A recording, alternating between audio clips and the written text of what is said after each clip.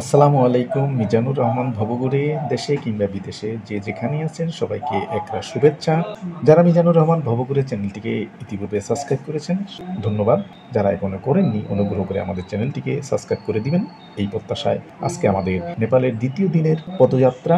শুরুতেই নেপালের সবচাইতে আকর্ষণীয় একটি স্থান চন্দ্রগিরি পাহাড়। সেই চন্দ্রগিরি পাহাড়ের কেবল কারে আপনাদেরকে নিয়ে উঠব, উপভোগ করবেন চন্দ্রগিরি পাহাড়ের কেবল কার সহ অন্যান্য আয়োজনগুলো। নেপালের রাজধানী কাঠমান্ডু থেকে ৭ কিলোমিটার দূরে কাঠমান্ডু উপত্যকার দক্ষিণ পশ্চিম দিকে ২৫৫১ মিটার বা ৮,৫০০ ফুট উঁচুতে এই চন্দ্রগিরি পাহাড়। এখন আছি আমরা চন্দ্রগিরি হিলসের কেবল কারে রাইড করার জন্য আসছি। এখন সকাল ৮টা ৪৫ মিনিট। অল্প কিছুক্ষণের মধ্যে আমরা চন্দ্রগিরি কেবল কারে উঠবো। সেই চন্দ্রগিরি কেবল কার চত্বরে মিজানুর রহমান ভবঘুরে যাযাবর নামে একটি ভ্রমণ টিম রয়েছে। আপনারা যদি চান সেই টিমের সঙ্গে করে বিশ্বের যে কোনো প্রান্ত, দেশে বিদেশে সব জায়গাতেই ভ্রমণ করতে পারেন। আমি নিচে যোগাযোগ নাম্বার দিয়ে দিব। ওই দূরে সাদা এভারেস্ট পাহাড় দেখা যাচ্ছে। আমরা চন্দ্রগিরি থেকে এভারেস্ট পাহাড় দেখতে পাচ্ছি। এই যে আপনারা দেখতে পাচ্ছেন অনেক দূরে বহরের পাহাড়গুলো, ওগুলি হচ্ছে এভারেস্টের শৃঙ্গ। চন্দ্রগিরি পাহাড়ে চূড়ায় ওঠার জন্য একটি কেবল কারের সংযোগ করা আছে। ১,০৫৬ টাকা টিকিটের বিনিময়ে ওঠা যায়। তবে বাচ্চা এবং বয়স্কদের জন্য বিশেষ ডিসকাউন্ট থাকে। বয়স ভেদে বিভিন্ন রকম হারে এই ডিসকাউন্টটি পাওয়া যায়। আমরা টিকিট কেটে সেখানে অপেক্ষায় আছি আমাদের কেবল কারে। উঠে গেলাম। প্রতিদিন সকাল ৮টা থেকে সন্ধ্যা ৬টা পর্যন্ত এই কেবল কার চলাচল করে।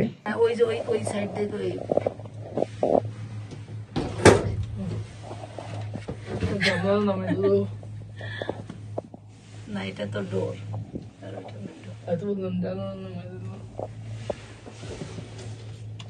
এই দিক থেকে নেওয়া হয়, দেখো তাহলে ওই ইয়েগুলো আসবে সব এরকম করে ঘুরাই ঘুরাই নিয়ে আসবা।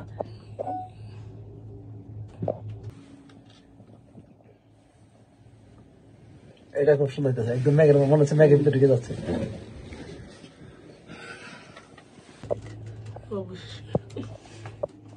কেবল কারে করে চূড়ায় পৌঁছাতে ১৫ মিনিটের মতো সময় লাগে। উঠানামাতেই উপভোগ করা যায় পুরো কাঠমান্ডু শহরের নৈসর্গিক সৌন্দর্য সহ হিমালয়ের বরফে ঢাকা মোহনীয় রূপ।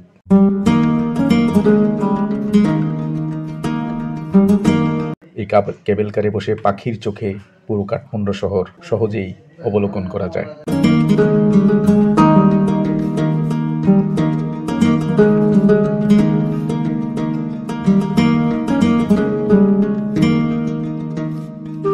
নেপালের রাজধানী কাঠমান্ডু থেকে ৭ কিলোমিটার দূরে কাঠমান্ডু উপত্যকার দক্ষিণ পশ্চিম দিকে ২৫৫১ মিটার বা ৮,৫০০ ফিট উঁচুতেই চন্দ্রগিরির পাহাড়ের চূড়া, যেখানে আছে বলেশ্বর মহাদেবের মন্দির আছে। মন্দিরে হাজার হাজার ভক্ত এবং পর্যটক ভিড় করে প্রতিদিন। মন্দির কমপ্লেক্সে একাধিক হিন্দু দেবদেবীর মূর্তি আছে। পাশেই আছে একটি ভিউ টাওয়ার, রেস্তোরাঁ, খাবারের স্টল, স্থানীয় পণ্যের দোকান, পিকনিক স্পট, 3D হল সহ বাচ্চাদের জন্য একটি বিশেষ পার্ক।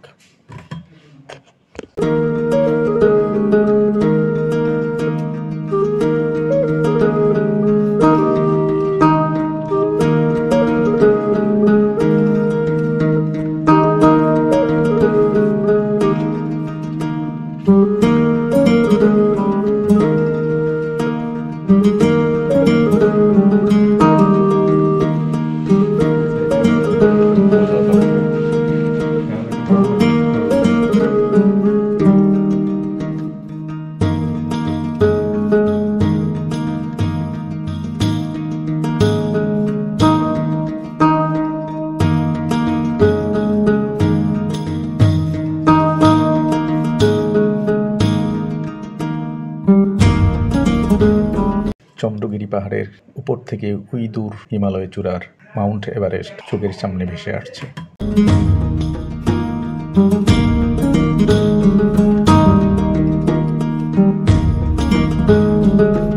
কার থেকে নামলাম।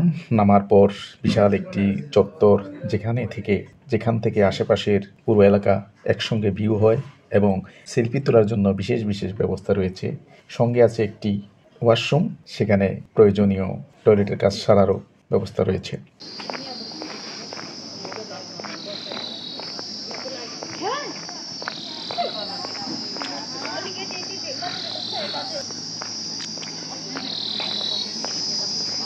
ঠিক এই পাহাড়ের পাশে আছে একটি রিসোর্ট, যেই পাহাড়ের বিশেষত্ব হলো এখানে কোনো রাস্তা নেই। ওই দূরে একটি রিসোর্ট, সেখানে কোনো যাওয়ার রাস্তা নেই, একমাত্র বাহন হেলিকপ্টার। সেই হেলিকপ্টারে করে এখানে মানুষ যাতায়াত করে, পর্যটকরা। এটি চন্দ্রগিরি পাহাড়ের ঠিক পাশে একটি রিসোর্ট। ওই রিসোর্টে যাওয়ার জন্য আপনাকে শুধুমাত্র যোগেই এই চূড়ায় পৌঁছাতে হয়।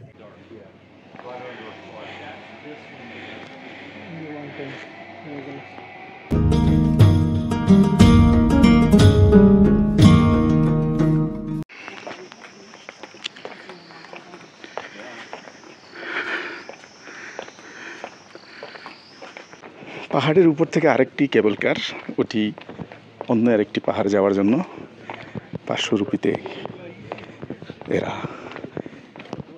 বহন করে নেয়।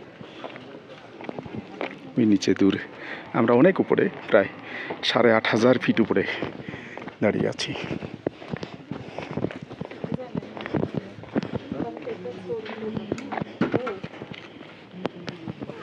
শুধু পাহাড় আর পাহাড়।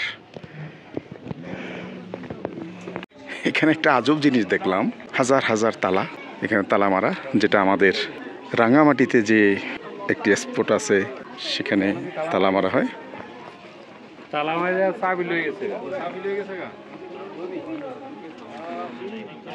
জানি না এই তালা মারার উদ্দেশ্যটা কি, যদি জানি তাহলে আপনাদেরকে আমরা জানাবো।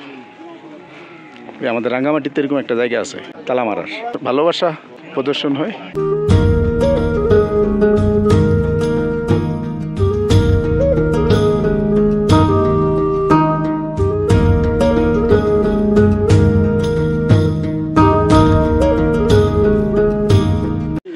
এটি হচ্ছে একটি সাইকেল রেসিং। সাইকেলের মাধ্যমে কেবেলের উপর দিয়ে শুধু এখানে রেস করার জন্য ব্যবস্থা আছে।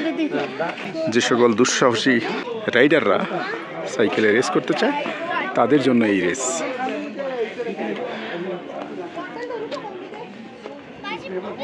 এর জন্য বয়স্কদের জন্য 400 টাকা এবং ছোটদের জন্য 200 টাকা করে।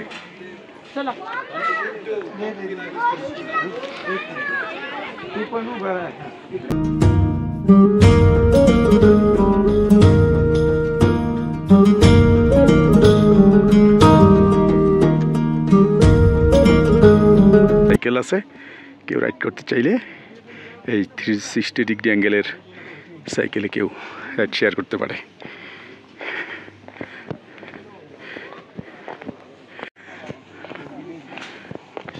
এই চন্দ্রগিরি পাহাড়ের উপরে সম্পূর্ণ একটি রিসোর্ট এবং একটি মন্দির রয়েছে, যে মন্দিরটি আমরা বিভিন্ন সিনেমাতে দেখতে পাই। এই সেই মন্দির। এটা হচ্ছে একটি ওয়াকওয়ে, রাস্তা উপরে, পাহাড়ের উপরে একটি ওয়াকওয়ে তৈরি করা হয়েছে। এখানে এই রশি দিয়ে হেঁটে হেঁটে পার হওয়া যায়। দুঃসাহসী যারা, তাদের জন্য এই রাস্তা। আমরা সেই ওয়াকওয়ের নিচে আছি। এটা অবশ্য টিকিট দিয়ে হাঁটতে হয়, বিনা পয়সা হাঁটার সুযোগ নেই। এই চন্দ্রগিরি পাহাড়ের সর্বোচ্চ চূড়ায় রয়েছে বলেশ্বর মহাদেবের মন্দির, যেখানে দেবী সীতার কপাল অর্থাৎ বালা পড়েছিলেন যখন শিবের মৃত্যুর পরে তার দেহ বহন করা হয়েছিল। হিন্দু ধর্মগ্রন্থ অনুসারে ঘটনাস্থল থেকে একটি শিবের লিঙ্গ বেরিয়েছিল। এইভাবে এটিকে বালেশ্বর মহাদেব মন্দিরে পরিণত করা হয়। ভক্তরা বিশ্বাস করেন যে মহাদেবকে শ্রদ্ধা জানাতে আসা সকলের একটি ইচ্ছা পূর্ণ করে দেন। মহাশিবরাত্রিতে বলেশ্বরের শিব মন্দিরগুলির মধ্যে এটি হয়ে ওঠে যেখানে হিন্দু ভক্তরা সবচেয়ে বেশি ভিড় করেন। সন্ধ্যায় একটি বিশেষ আরতি হয় এবং সারা রাত জুড়ে পবিত্র স্বয়ম্ভুলিঙ্গের কাছে প্রার্থনা এবং নৈবেদ্য করা হয়। উৎসব শেষ হওয়ার পরের দিন সকালে ভক্তরা তাদের উপবাস ভঙ্গ করে বিশ্বাস করা হয় এই সর্বশ্রেষ্ঠ রাতে শিব স্বয়ং মন্দিরে অবস্থান করেন। এই হচ্ছে তাদের ধর্মবিশ্বাসের একটি অন্যতম ধারণা।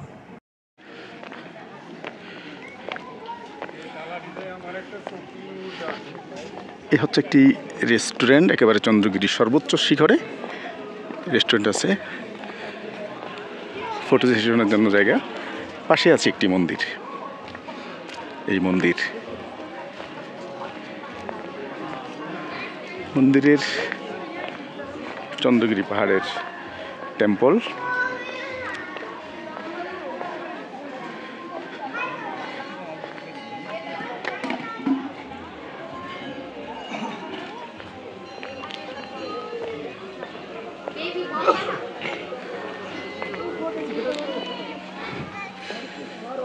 পানির জন্য পানির ব্যবস্থা।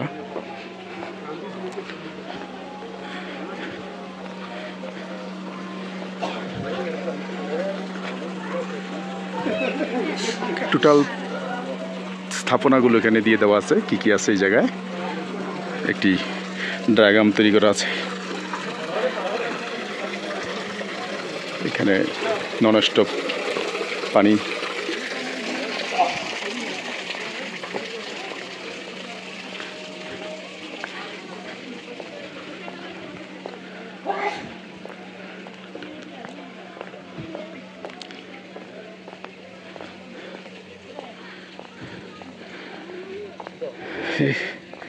নেপালি ভাষা, যার কারণে পড়তে পারছি না, হয়তো কোনো বীরত্ব গাথা বা কোনো রাজ ব্যক্তিত্ব হতে পারেন। তার প্রতিমূর্তি এখানে, দুটি সাপ এবং ছোট্ট করে কিছু ফুলের বাগান এখানে গড়া। এই হচ্ছে মন্দির, পাথর এবং কাঠের 3 তলা বিশিষ্ট একটি মন্দির। এটি সর্বোচ্চ শিখরে, চন্দ্রগিরি পাহাড়ের একেবারে চূড়াতে এই মন্দিরটি অবস্থিত।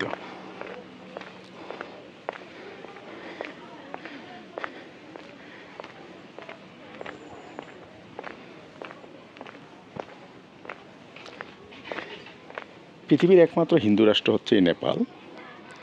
স্বাভাবিক, এখানে শুধু হিন্দুদের মূর্তি এবং মন্দির থাকবে, এটাই স্বাভাবিক।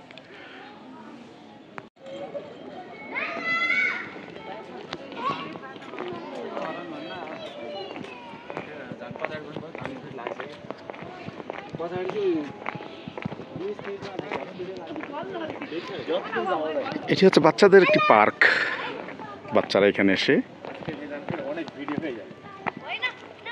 খেলাধুলা করে। ছোট ছোট বাচ্চারা এখানে দেখতে পাচ্ছি, এখানে কাজ করতেছে এবং ঘুরতেছেন তারা। খুব সুন্দর একটা প্লেস। নেপাল শহরে এসে যে জিনিসটা আমরা অবজারভেশন করলাম, এখানে রাস্তাঘাটে কোনো ধুলো বালি ময়লা আবর্জনা কিচ্ছু নেই। সম্পূর্ণ পরিষ্কার পরিচ্ছন্ন একটি শহর হচ্ছে এই কাঠমান্ডু। আর যেহেতু এটি পাহাড়, এখানে পানি জমে না, বৃষ্টি হওয়ার সঙ্গে সঙ্গে পানিগুলো একেবারে নিচে নেমে যায়। আর দ্বিতীয়ত এটি একটি পর্যটন শহর, তাই কর্তৃপক্ষ এই শহরকে সবসময় পরিষ্কার পরিচ্ছন্ন রাখার জন্য একেবারে সর্বোচ্চ চেষ্টা এবং তারা তটস্থ থাকে। এটি হচ্ছে একটি পার্ক জোন।